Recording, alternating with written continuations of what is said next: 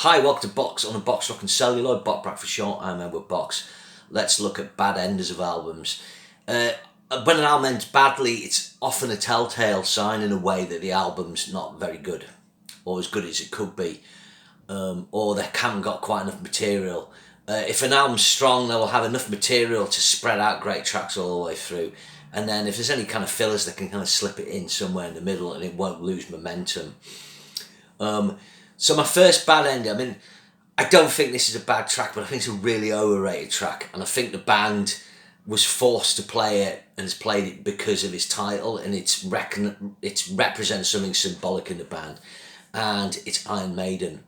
So it's quite interesting having a title of a song that's a title, the name of your band. I do like this track, but the other 7 tracks before it are better. Even Charlotte the Harlot, a track that I kind of really like its punk energy. Sorry, Steve Harris. So when Iron Maiden comes in, it kind of feels like you've had all the great moments, and this is like it's the song that's named after the band. Maiden always play this live because it's Iron Maiden, because it's representative. But there's better tracks that have ended Maiden albums. Hallowed Be Thy Name, Rhyme of the Ancient Mariner, To Tame a Land. Could go on. Actually Drifter, not a great end as well. I do quite like it, but that's my choice there. My next one is One Foot Out the Door by Van Halen off Fair Warning. So Fair Warning's an interesting album. It's an incredible album, and its first 7 tracks are amazing. It has its best track coming track 5, opening side 2, Unchained. Then you've got Push Comes to Shove, So This Is Love. I think one of the areas of this album, it does Sunday Afternoon in the Park, which is a synth instrumental, and then goes into One Foot Out of the Door, another synth track that's only 1 minute 56. It has a great outro solo by Edward, but sometimes I'm like, I just wanted more for it to end to. Maybe a reworking of the running order would have benefited this album. I've got to say it's one of my favourite albums of all time, but I always just pull back a little bit because all the other Halen albums, in a simple rhyme. Happy Trails is a great ender. House of Pain, they finish fantastically. I think one Sunday Afternoon in the Park maybe would have been better opening side 2 than going into Unchained, because you have this weird synth opening and it'd be like, oh, what's that? And then it would go into an amazing thing. And maybe you don't need One Foot Out the Door, just have 8 tracks. I think, like, if you look at Women and Children First, it has Tora Tora, and that's kind of a 9th track just to kind of get 9 tracks in there, So that's my kind of feeling here. I think One Foot Out the Door, I don't know where it kind of fits in. It can only fit in on the end. It shouldn't open a side or finish a side.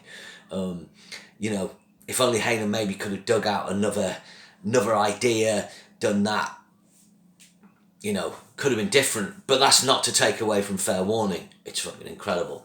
Rock and Roll Ain't Noise Pollution, Back in Black opens with Hell's Bells. Shoot to Front's amazing. I like Rock and Roll Ain't Noise Pollution. I quite like Shake a Leg, but they're not as good. Side 2 Back in Black, you've got Back in Black, which is brilliant, and then You Shook Me All Night Long. It's a really well crafted Rolling Stones trial track, but we don't need to hear it again. It's one of those tracks that gets played. Have a Drink on Me, I love, but Rock and Roll Ain't Noise Pollution, the album finishes on one of the lesser tracks. So I'm saying, again, it's like Iron Maiden. It's not a bad ending. It's not a terrible ending song. But it's just a bit of right, that's how it finishes.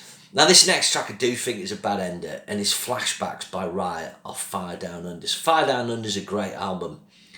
It has 9 scorching tracks, and then they just have this instrumental on the end with crowd noise, overdubs from the band playing live over Europe. Yeah, it's a nice love letter to fans, but because you've not just ditched it or written another killer track, it feels like an add-on at the end, and you don't need to hear it. It's got not much musical quality at all, and I think it's a bad ender. Next choice is a track that, again, I don't mind it, but after what's gone before, it's kind of track, oh well, do I listen to this? Hasn't even got a great solo. It's not massively memorable in its secondary motion. So this is by MSG off the second album.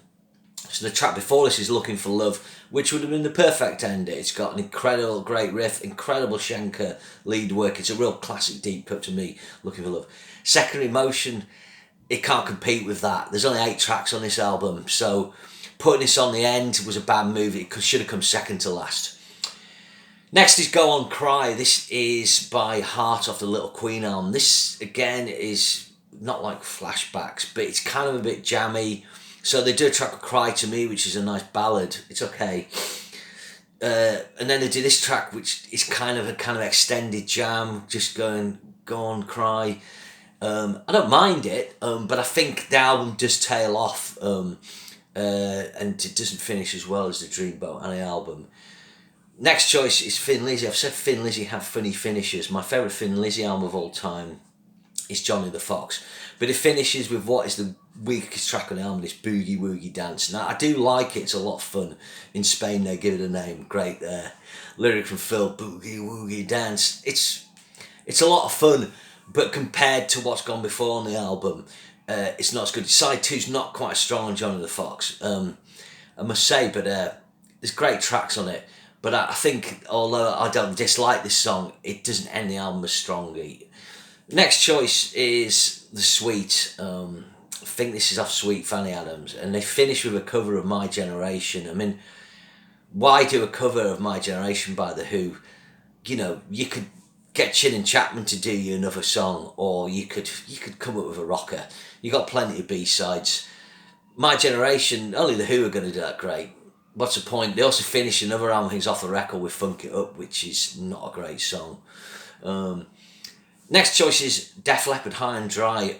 A lot of fans' favourite Def Leppard album, but it finishes with by far the weakest track, which is No, No, No. There's quite a few deep cuts on High and Dry. They didn't get played live as much, like Lady Strange. On Through the Night, again, interestingly naming a track after their album before. But No, No, No is just, yeah, it's not a great track at all. So not a good finisher. Okay, my next choice is my beloved Judas Priest, a band that has always known how to finish albums. Even like Point of Entry, On the Run, that's a good ending track. That album needs a different running order, but I do like On the Run. But they're running out of ideas by the time of Ram It Down, and they finish on one of the few Judas Priest tracks I can't stand, just backtracking to the Defenders of the Faith album again. They did a track called Heavy Duty into Defenders of the Faith, and that's another ploddy sort of one where the album tails off. But Monster of Rock, it's like, you know, oh, have you got any good titles on Monster of Rock? And it's so slow, but it's kind of doomy in a kind of, this is shit. It's like strudging through shit. It's so slow, you can hear the drum machine goes do, da, do. It's, you know, terrible. And it's just really bad lyrics. Monster of Rock. Priest didn't learn this lesson as well. Later on, they did the track Loch Ness. Firstly, you shouldn't call the track Loch Ness. The Loch Ness Monster's, like, I think he eats plankton. I don't think he's a meat eater. So I don't think he's that scary, for starters.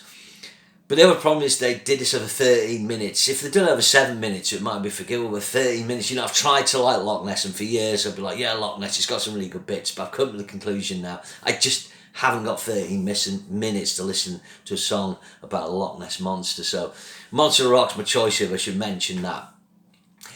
2 tracks I don't dislike, I think they're really good tracks, but for me they are the weakest or second weakest tracks on their album. And Over and Over and Lonely Is the Word off Heaven and Hell Mob Rules. Basically they copied the formula, so the Heaven and Hell album finished with Lonely with the Word, which has got a good groove. It's going somewhere, but then it kind of just finishes with a long 2-minute guitar solo. Considering what's gone before with Heaven and Hell finishing side 1, or something like the high energy of Die Young would have been better to finish with. Maybe Lonely Is the Word could have opened side 2. I don't know. I like the track, but it kind of just puts a little downer on the Heaven and Hell album. And the same thing happens with Mob Rules, although Over and Over is a more interesting track. I've come to realise it's in a 3/4 time. It's kind of more moody and I like that, but again, maybe they could have finished with something more high energy. Okay, my other choice here, next one is a weird one, is Into the Light. So Joe Satriani's Flying in a Blue Dream album has far too many tracks on it. But, you know, just when he's done like a kind of 2 tracks that are split into 2 parts with introductions, he puts this track Into the Light on the end, which kind of more should open the album. It feels more like a fanfare to open it, but it's a strange album, Flying in a Blue Dream. You know, you could prune half of it and just come up with a kind of Surfing with an Alien Part 2 album, but with different bits. But Into the Light, I don't mind the track, but the sequencing on that album is off. My next choice is Someone Else by Queensryche off the Promised Land album. Now again, I like this as a piano ballad, and I like the piano version better than the band version, which you can hear on bonus tracks.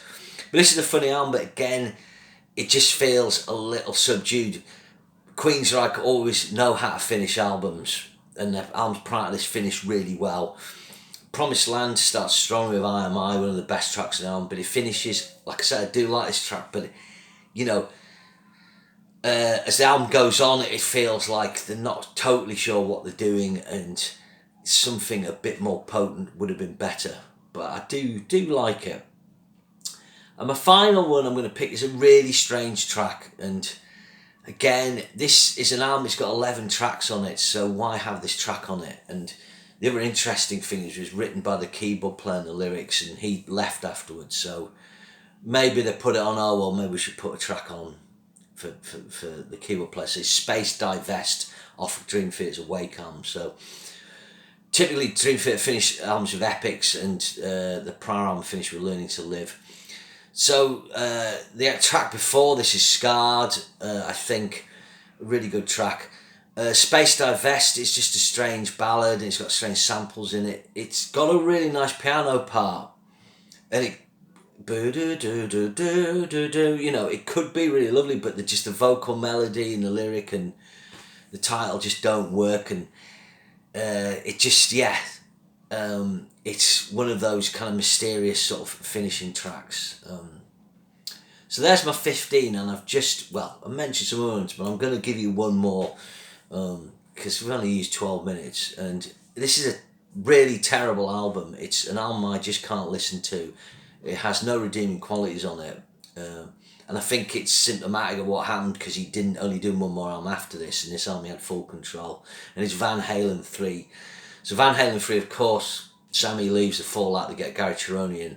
The problems with Van Halen 3 aren't strictly Gary Cherone's fault. The songwriting's off, the riffs are off, the production's off. The final track, How Many Say I, is a really awful piano track with Eddie Van Halen singing. Now Eddie's got a good backing vocal voice, but why he chose to sing this terrible track is about 7 minutes long, I think 6 minutes.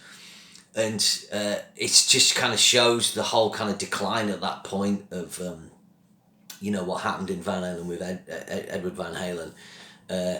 The album got selected, didn't do well, and then of course they ended up kind of using rehashed ideas to do the different kind of Truth album, which I think was a good idea, and I like that album, but How Many Say I is just an awful track. Okay, that's my bad enders. See you again soon, and remember to share and subscribe. Thank you.